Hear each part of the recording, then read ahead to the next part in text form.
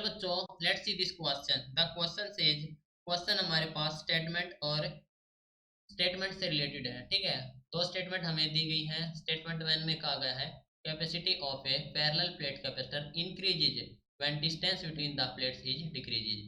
Statement two में कहा गया कि this follow from C is equal to epsilon naught A upon D. ठीक है, तो ऑप्शन दिए गए हैं, both statement one and statement two are correct, both statement one and statement two are incorrect, statement one is correct, statement two is incorrect, statement one is incorrect and statement two is correct. ठीक है, तो हमें बताना है कौन सा correct होगा।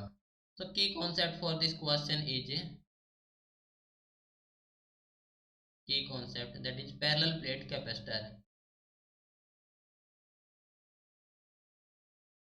Parallel plate capacitor.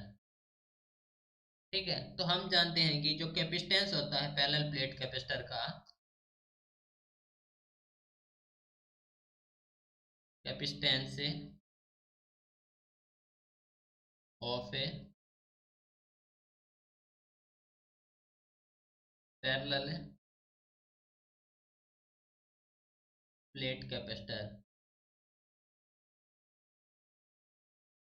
वो ये हमारे पास है C इज इक्वल टू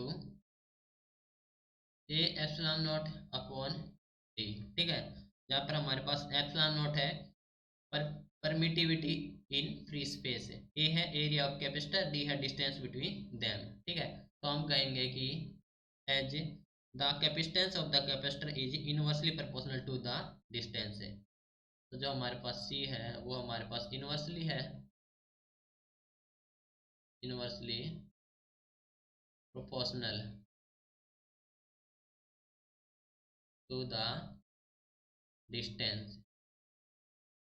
ठीक है, दैट मीन्स सी हमारे पास इनवर्सली प्रोपोर्शनल है डिस्टेंस के। तो अगर हमें डिस्टेंस को इंक्रीज करेंगे तो जो हमारे पास कैपेसिटेंस क्या हो जाएगा, डिक्रीज हो जाएगा, क्योंकि इनवर्सली प्रोपोर्शनल है। तो देखो स्टेटमेंट में कहा गया है कि capacity of parallel plate capacitor increase when distance between the plate decrease. ठीक है, अगर हम डिस्टेंस को डिक्रीज करेंगे तो क्या होगा, ये इंक्रीज होगी। तो दैट मीन्स हमारे पास स्टेटमेंट वन हमारे पास है करेक्ट। स्टेटमेंट टू में गया है this follow from C is equal to epsilon naught A. ठीक है, तो ये भी हमारे पास हो गया करेक्ट है। और ये हमारे पास क्या है, ऑप्शन में मैच करेंगे तो स्टेटमेंट वन इज करेक्ट और स्टेटमेंट टू इज करेक्ट है।